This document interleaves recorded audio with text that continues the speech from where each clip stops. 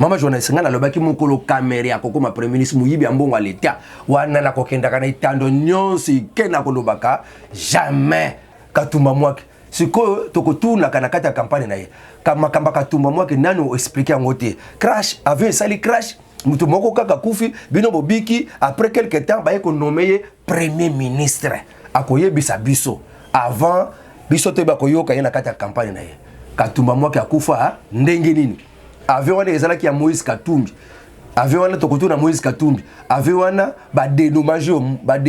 yo mais famille ya Katumba mwake ba dédommage ya ngote pona dossier wana tokotuna ye.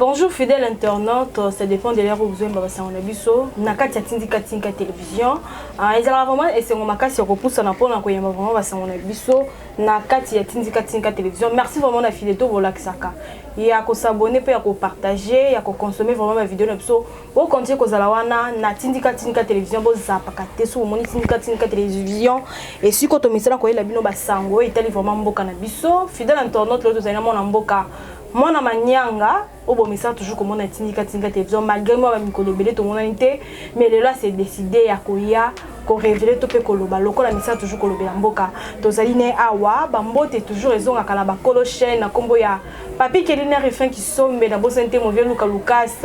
terre Jésus na 4 Londres na bosente mama Jelinda ya Kaimbe futur député en 2023 biende makambo mama Jelinda ya on sous-souté kakaye to bosani sous-souté na bosani sous-souté ser na nga Mireille o azwami na ngambu ya Angleterre ba mbote sike zwami yo directement na kopesa mbote na invité na nga bazali ya mwana manyanga mbote mwana manyanga mbote mama journaliste Sephora ndenge lobi makasi non eza yo yambo na plateau na biso Tinka tala kaka ba performance donc nzamba pambola bino koleka na il sulelo kati na plateau na bino mikolo mais tozali pona kolobela makambo mboka donc na sepeli makasi ba internaute bo kozala batune sengo lelo koyoka ba analyse pe masula mboka na biso bisika bozali ba mbote na bino. Merci mon mboka directement to solo makambo etali mboka tope politique ya mboka na biso to moni loi oyo ya Tingi Pululu asilaki kokotisa to moni jusque là apparemment il est quitté to moni pe de l'autre côté Olivier Kanitatu asili ko féliciter Delice Sanga pona na ndenge ba écarter loi wana intervention non d'abord ezali nini pona situation wana to pe affaire wana. En tout cas Tingi Pululu aza très déterminé afin que loi wana ekota to protéger présidence place wana il faut te protéger yango ndenge peza la kana ba mboka nyonso Algérie Zambie kaka wa kanga na biso sika moko Angola tito ken Amérique il faut place wana izalaka toujours ba protéger kango bato bazobenga kango congolité mais eza congolité te ezande ko verrouiller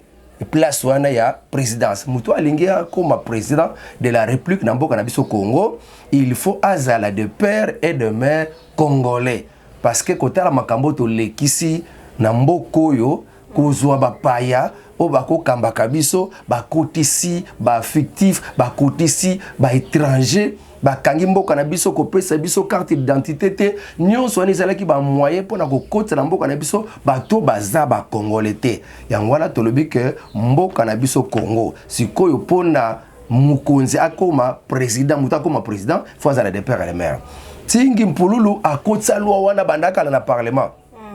ba classe kayango te a profiter si côté en bas kolobela loi électorale ya lobby que vraiment tango nanga ekoki na introduire yango pe kati na loi électorale pourquoi na kati la loi électorale balobaka pe que président à cause à la boye président à cause à la boye à cause à la mutute ba kanga wana ezaka na loi électorale alobi que non faut to luka pe ba mesure o esengeli na loi électorale pour na toye ba kopesa président avant à accéder na magistrature suprême azala muto à cause à la tata na maman congolais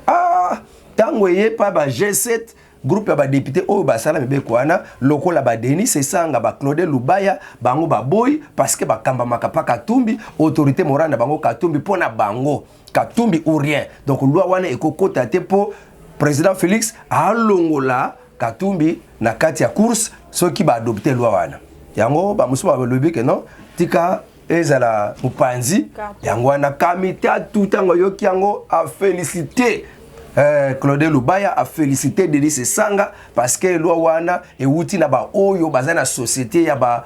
bandoki. Oh. A wuti na bazana société bandoki bazo lié ki bokonzi ya mboka na makambo po. Donc pona ye que loi wana eza loi moko ezo exclure batu. Même oyo azana nouvelle société civile Tchombela yepe a soutenir bango mais Bible mutazo loba maman journaliste Sephora. Bible azolo bana Deutéronome 17, 14 à 15. Israël, tant bozo kende, tant boko kota na kati ya mboka. Soki boni bopona mokonzi ndenge bamboka mususu ezali, boluka na kati na binonde. Boluka bozwa mupaya te. Wana eza Bible. Est-ce que tant nzamba azopesa mabeko wana? Est-ce que asala ki exclusion, asala ki racisme? Baye la biso ba français ono c'est le racisme c'est l'exclusion wana nyonso pona Katumbi biso tozo zonga ngai na lobaki soki kaka Katumbi azala président o Kabila zonga président malamu kutu ba belge bazonga na bango yango tozula indépendance poto boy bakamba biso pa ya ba étranger yango tozula indépendance ko to tsasu étranger wana malamu ba belge ba mindele ba ko kamba biso yango to boy ba parti ya loi wana nde peut-être yango wana déclencher ba guerre kuna na katanga te o ezali ya ba tribalisme et tout. Oui. Pour parti à acte wana to ya ba loi wana te. Biloko wana ezuta kakuna po ba jeune Katange tango kaka purulu azokotsa eloko wana ba jeune Katange ba lobi biso Katumbi ou rien soki kaka bo meki ko tia loi na bino wana bino ba député Katange boko makuto wa te bo sukela kana kisasa la bino et puis tozotia mboka à feu et à sang wana basali ba menace wana basali ba menace wana yemo Katumbi ya menace bo franchir ligne rouge na kobimisa ba député langa na gouvernement na kobimisa ba député na parlement donc ba menace doit au bandi ba menace mupaya mobimba aza na 5 nationalités aza yemo ko juif aza zambien aza italien aza burundais kaka yemo ko muta RDC finalement muta boya ko ma président ce n'est pas normal ata yemo ko Katumbi ko ko kasonité ko ko kamba ba boy na bango yo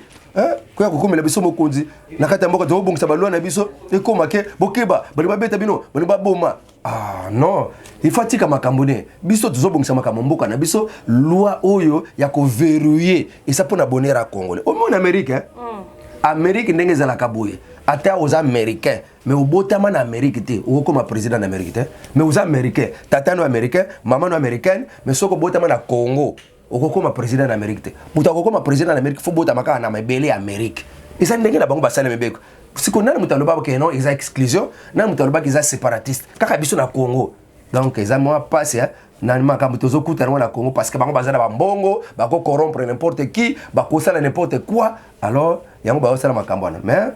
nzamba ko landela bango moi mboka to lobela makambo constitution mboka na biso bande comme to pezali ko loboma ite bakoki ko changer loi te jusqu'à ce que toroba nomination topé mandat mususu tango ekobanda topé bako changer loi te na katikati topé na fin ya mandat ya président azali en place intervention dans ezali nini oui yango na pour makambo même oyo tozolobela kaka oyo eza na kati ya constitution mais siko toko ne pe la constitution to réviser yango mais pour mboka eza na kati ya état de siège mais beko lobi ke mboka eza na kati ya état de siège maeto réviser constitution eza te yango to kanga miso kaka boye alors même makambo ntingi pululu oyo na loi na ye esengeli ezoluka siko to kende réviser constitution même koluka au président ba élire rien à deux tours qu'on appelle moyen to simba ezate pour eza na kati ya constitution jusque là lokola mboka eza na kati ya état de siège moyen to simba kuna ezate kuna batikaki pour eza makambo ya constitution moyen to changer ngo ezate moyen to réviser ngo ezate makambo beti lelo président de la république ya kala Kabila ndenga kenda azwa kaka $685,000 par mois ndenge zaboye et juge mon côté court mon côté koko sambisa siko ba député na biso fallait ba changer yango ba réviser même mboka kota na kati ya état de siège donc to kangame kaka bango tilelo Kabila zwa ka salaire na chaque fin de mois $680,000 tilelo ndenge to zaboye Kabila ata bomi ata violé ata la sali ma benini ko sala lelo na Congo juge mon côté ko sambisa ye court mon côté ko bengisa ye tinenge to zaboye makamba chebeya muilambo aloba que c'est lui qui nous a commandé, c'est l'ancien président. Et il y a beaucoup d'anciens présidents, mais je vous dis, l'ancien président qui s'appelle Joseph Kabila. Asita Kombwana, cour nini kubengisa, cour d'appel, cour soki de nini cour constitutionnelle exacté na constitution baloba ancien président ne peut jamais être jugé na kati apparemment bayebaka yango basaka baverrouillera déjà baporte nyonso baarte nyonso osala ya mabe tokoloba bayebaka yango déjà yango matata mpo noti lelo azosepela même ancien premier ministre bakosimba bango te bayebaka déjà ki mabe oyo tosali so tokende yango ti gouvernement mosusu eye biso tokosambwa alors bakanga déjà makambo bongo bloka donc moyen kosala eza te c'est la constitution mais tozozwa baide mosusu soki tokotia état de chaise soki elongwe kime soki ekoti na est alors tokokende siko na révision mais soki tokoki yango te na ntango oyo yebake na deuxième mandat ya président Félix parce que eza nango sur azwa deuxième mandat na ye biloko nyonso wana ekozala te Kabila salaire ne kokatana pe justice ekolandela ye sikoyo. Merci mon mboka to solo la to peto beteli solo ya makambo etali matata ponyo to monié azali ko se préparer pour na retour na ye na pouvoir na 2023 azali morote bazali ebele ba Adolphe Muzitu be pai to moni vraiment bazali mo ebele bazali ko se préparer pour que ba poussana tant que ko to pe pour na repostuler na élection ya 2023 kaka bato yo ba travailler na les sénateurs à vite peut kaka bato ba contribuer na koboma o ezali mboka na biso mais bazali ko se préparer pour que ba ya encore to pe bazonga susu na kati ya pouvoir intervention no ezali to point de vue na ezali oui bato nyonso bazalaki pa ya ancien président Kabila bango nyonso basala ba parti na bango omoni bango bila pe asali parti na ye ya côté na sima Fachi Beton ok kuna ba samedi vendredi samedi plein chaque fois chaque semaine ye kuna en tout cas gouverner la ville mbongo nyonso bazwa na ba moto moto omi bato moto bazwa mbongo bazwa ka chaque moto 500 francs par jour et batinda batu ba rekota ba mbongo wana et par jour kana mbongo moto ndenge to sali ba calcul ngobila kozo ba 450 000 $, wana moto pamba bon mituka to yebi combien mbongo na nyonso yobongisa tanzela te ezo kende kaka pona ko sala campagne chaque samedi chaque vendredi samedi au mona ba transco zo mema batu bipai na bipai kuna ndenge bazo baza plein campagne kaka pona ngobila mbongo nyonso zo kende kaka wana bakende banzela na biso kimbanse ki pasi okenda banzela ba bonga fula kuna donc pasi na pasi mais to ça na gouverneur est-ce que ba gouverneur aboye année prochaine bazala so ba gouverneur na mando izoya jamais alors ba tunyo so na même yemo ko matata pona ye persali parti na ye bazala ki na kati ya congrès 3 jours et salaki ba monique non ye matata pona ba monique faut azala candidat président de la République en 2023 ba betelie maboko matata ponyo azalaka ancien premier ministre na mboka na biso ye mutu asalaka ke tango alongo kaka dollar ebanda ko chité on dirait ndenge mobutu atikala ko lobaka après moi vient les déliges donc ye atikala ko tiape mutu na ye sele ya le gulu kuna na kati ya ministre ya finance ye sikoyo matata pona na tango na ye ba baby simboka na tango ba renier makambo eza malonga te sikoyo loko nini etikala keno ba ya suna pouvoir po basala ndenge bazawana na kamwa bango batu nyonso basala na Kabila 18 ans beaucoup kosala le côté na bakatumbi wana bosala bobongisa Congo te bino batu botikala ko bebisa Congo makasi siko bolingo bozonga susu nini obotikala kosala te obokoka kosala te bozozongela ye makatata ndinga zana makamba bukanga lonzo eza nani IGF ateli na makambo nyonso bukanga lonzo bamonike matata ponyo aza détourner ya denier public alia mbongo ya bukanga lonzo sikoyo bakubengisa kay na justice tie kolobake non aza incompétent nzoka eza ba fondaki lettre na bango lelo na tanga susu na kati ya information moko boye ba yebisa akage que non matata ponyo aza épargné na justice te bakosambisa ye azokanisa ke aza épargné bakosambisa ye yango même papa mususu alobaki wazaki secrétaire général na parti ya INC ya kala Bodo Mayo ayebisaki matata mpono ye matata mpono kolingano te owela kopesa candidature na présidence tant que ozala ba problème na justice lukana no omi pesa yo moko kende ko mikaba na justice ye moko asokola yo comme ça tango ko sokola yo tango lave yo wana tango na okomi sikoyo makoki ya kokende ko koma présidence sans problème mais wana eza Bodo Mayo mutalobaki ngana zo bakisa mukolo nani oyo akufaka oyo ba defaka avion katumba mwake akufaka nakata avion wana matata pona zalaka nakata avion wana o asala mola loge ya Congo Central azalaka wana nakata avion wana mutapesaka bango yango katumbi ba mati avion kwe sali crash mutazo kufa katumba mwake ye matata ponyo akufite ata trace likolo ezate bakoseka ka azobela zana hôpital moi choc rien mutamboela loge wana ye pe azalaka na kati kuna bakufa te bango nyonso kaka ye mutakufaka katumba mwake siko tokotuna kana kati ya campagne na ye kama katumba mwake nani o expliquer yango te crash avion sali crash mutu moko kaka kufi bino bobiki après quelque temps ba ko nommer premier ministre akoyebisa biso avant biso te ba koyoka ye na kati ya campagne na ye katumba mwake akufa ndenge nini avion wana ezalaki ya Moïse Katumbi avion wana tokotuna Moïse Katumbi avion wana ba dédommage yo mais famille ya katumba mwake ba dédommage yango te pona dossier wana tokotuna ye makambo bele osali na mboka oyo ya mabe ndenge ketonga université ko na mbongo zwi wapi muyibi ya boye ako koma sous président biso to yebili na kombo ya muyibi Matata Mapon muyibi ya mbonga bukanga lonzo siko yeko pesa candidature okozwa na yo te osala aventure po yebana mais pona kawo ba voter yo po koma président de la République Matata Ponyo osali aventure makasi. Mais Toro, le bambou qu'on a vu sur Banini, l'homme mais ça aussi prendre des autres roses à paix surpris en 2023. Car bateau tozo bang, ça craint au tout cas pour commis, tu peux bazuper pouvoir. N'enga ba kabula bambou. Pouvoir ils ont eu le bon mais. N'enga ba kabula bambou mais loi électorale oyo ils en a péage. Oyo koleka na Sénat pour la toilettage pour ba député na biso ba voter yango. Loi na balobi na tango ya campagne makamba ko kabola kaso mbongo ezate so ba monike député moko président moko bandi ko kabola mbongo pa ya batu ko ba voter ye dalos eza susu te yango balingi ba voter siko ba bongo yango po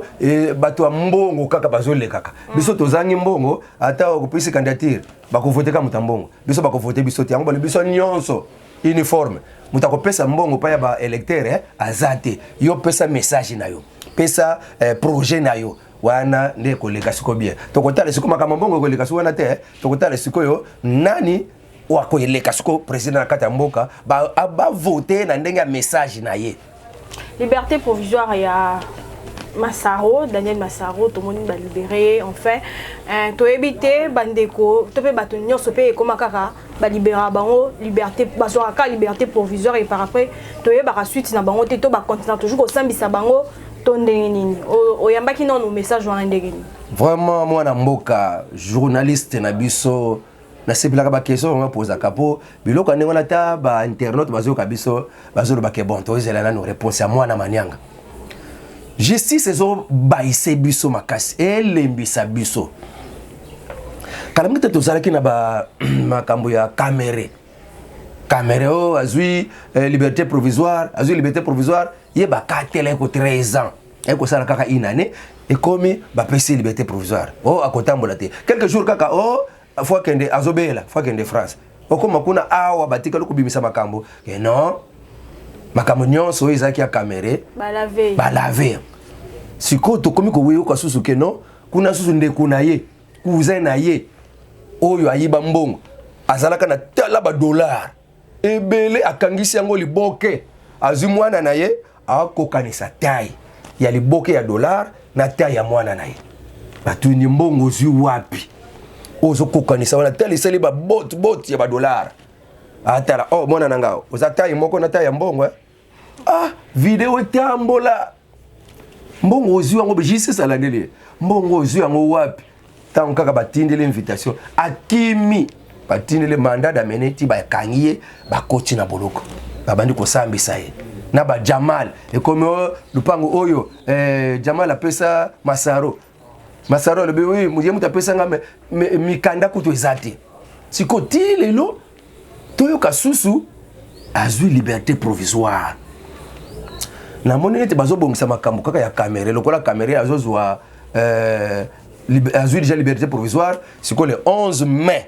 ba bengi si caméra siko ba juger sous makambo ne po ba lobeki fu ba zongela makambo caméra siko ba moni déjà que non avant ba banda sous jugement ya caméra faut déjà ba bimisa bande ko nyonso o ya caméra na mona neti nde wana ba analyse na ngai bali baba ko blanchir moko ko blanchir moko na moko ne ba kana na bango ke ba ko komisa caméra premier ministre wana na lobaki la fois passée na émission to salaki wana penza ba bebisi makambo pona ko tia malamu nazo ata bemba akoma premier ministre pona yokela no bemba ko yibate me caméra o akoti de prison o tiba na 5 ba bike caméra akamu yibi ya mbongo a l'etat akoti boloko abimi na ki mafia ake poto lokola malade tango yoki kaka ko bakamu ezongi a 0 aye mbango siko tozo iba déjà que ye balinga mema ye na ki premier ministre balinga laver bien bala yango bazolinga ba laver masaro bon justice obolingo sala bosala na bino ya me biso ba peuple kongo to tala kabino bo sakana na mbongo a l'etat siko mbongo wana o masaro abando kokokanisa na ta ya mwana ne bo sala yango wapi bo eke wapi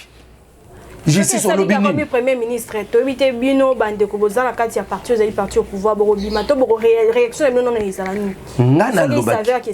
mama journaliste ngana lobaki mukolo caméra akoko ma premier ministre muyibi ya mbongo a l'etat wana na kokenda kana itando nyonso ikena ko lobaka jamais caméra premier ministre muyibi caméra premier ministre muyibi poto koto lebelo kwa ngwana justice na biso makambo nini eleka na justice wana o caméra muyibi ba laver kaka bongo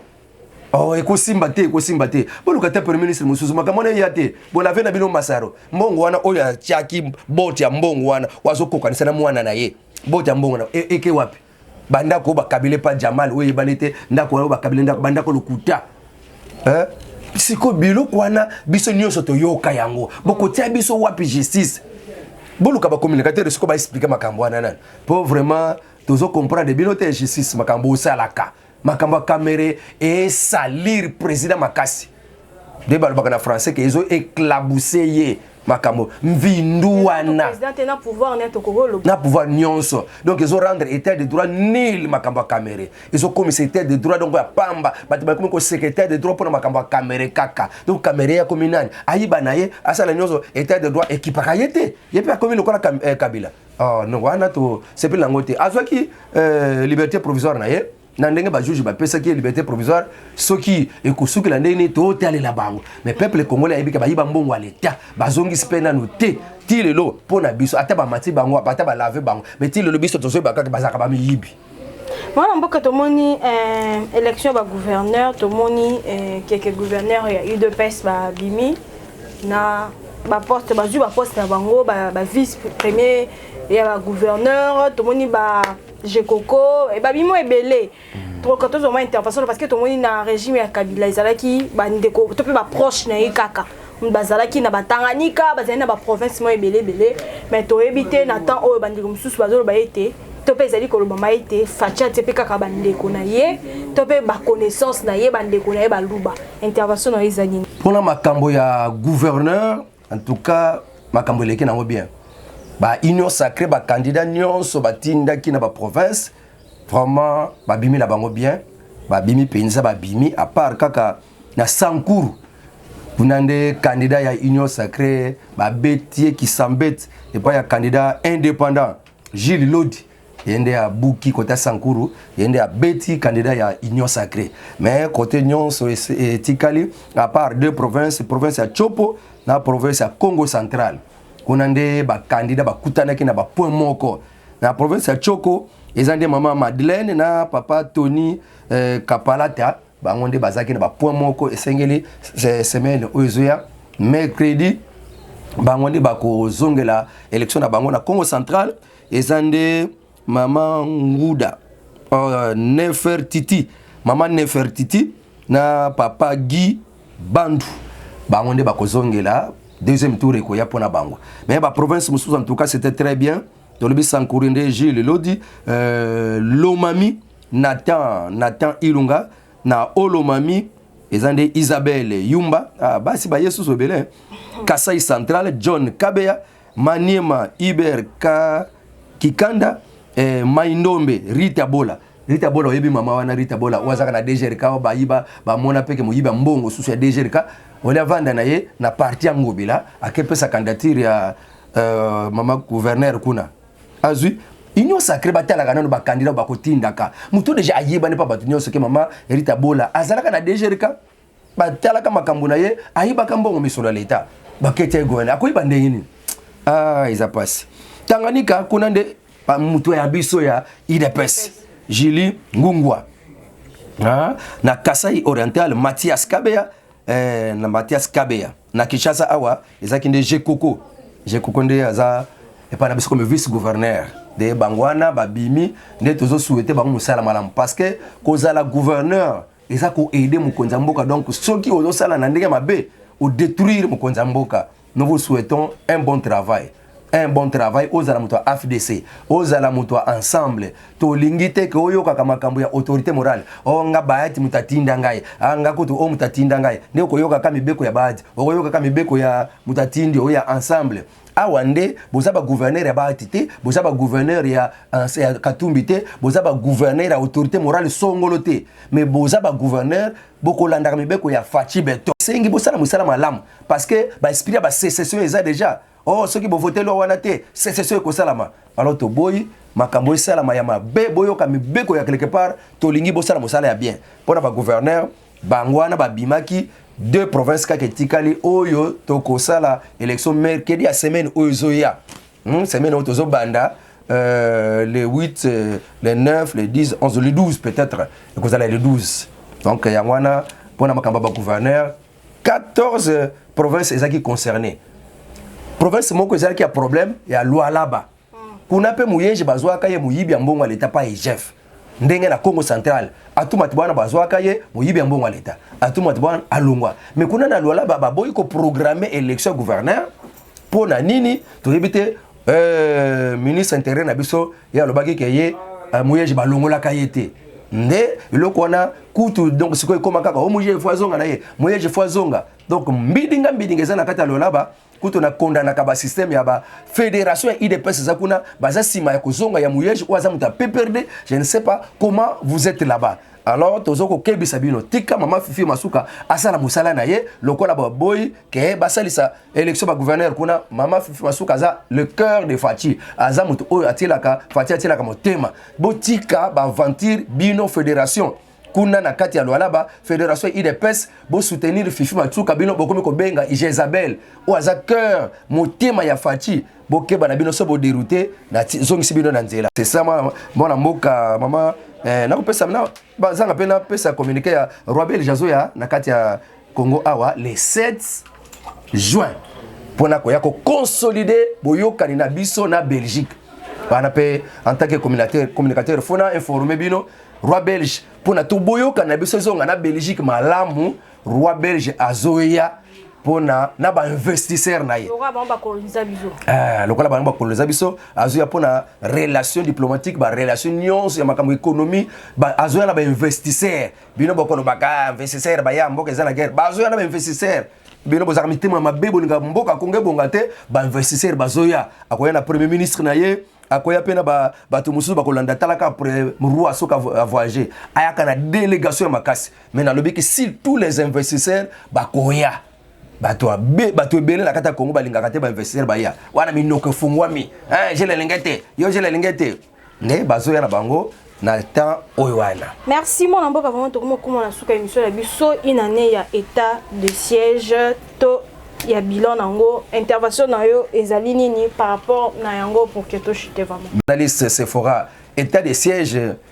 gouverneur à Nord Kivu gouverneur militaire à Lobaki eza vraiment très positif parce que ba esika ba M23 bazala ki baza souté ba esika wana siko ba maman ba 350 plus de 350 ménages ba kima bitumba ba komi kozonga na mamboka na bango kozongela kosala bilanga kimi ekoti papa Mukwege azaso na mosala ya kobako tonga kabasi te ba violaka rien musala wana papa Mukwege azana vrai repos c'est que pona kolobake c'est vraiment positif makambo bien banzela ezo salama pona kofungola nzela isika banzela ezala kité ba M23 nde batikali mais ba ozela négociation to consultation ezoleka na Nairobi soki kaka bayokani te wana ba beti bango pe babimisa bango libanda mboka nde bazano na kati na trêve babenga kango do mwa repos ba ko bundaka te ba kozela kakuna makambo makambo eza bien gouverneur alobaki vraiment makambo eza bien soki bolingi bosala ta table ronde boluka ba acteur politique te baza ba farceur bango baza sima ba guerre baza na posa état de siège elongwa po ba profitaka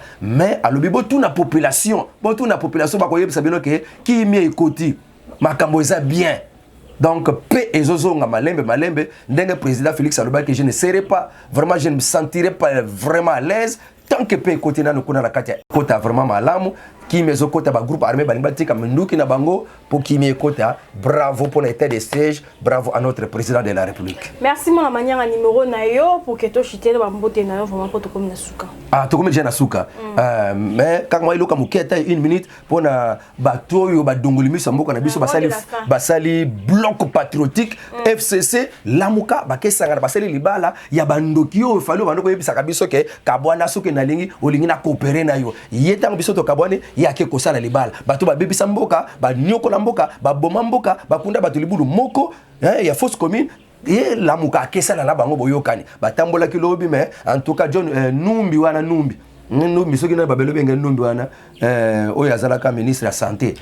kabange numbi ayokaki makambo ne bakangaki po azokende na ba groupe ne ba ko ya ba kuluna azokota na bango na parlement bakangaki marke nzambe azama malamu ba libereke na pokwa donc ba panzaki bango na baga pona ko tia ordre na mboka po basengaki pe permission te ba député na biso basala musala librement. Numéro nanga pona ba onions balingi ba contactenga question moko zala ngoto ko bakiselanga mo analyse ko bakiselanga mo makanisi okozala le bienvenu. Numéro nanga plus 243 951 67 35 plus 243 951 67 35 kwa na tombeli bino mbote pe mubu molamu ya 2022 ki mezana na bino pe kolochen ki mezana na yo sima kamera nzamba pambola yo moko mama journaliste nzana singiro mapambola nzamba pambola pour mosala okende liboso na kombo na Yesu Kristo. Merci na bosante sœur nangami mawetu mama na Didi na kati ya Londres na bosante sœur nangami mawetu mama na Didi donc bambote sike zwami yo na sima kamera la monaki ezalaki rabi na réalisation kaka ye moko pe rabi azwami wala donc fidèle internaute vous comptez que vous allez brancher parce que tu n'as tindika bo s'abonner bo liker et puis vous partager vraiment ça on a biso tout le monde a Nicolas Zabi Koya bye bye à la prochaine numéro. Ciao.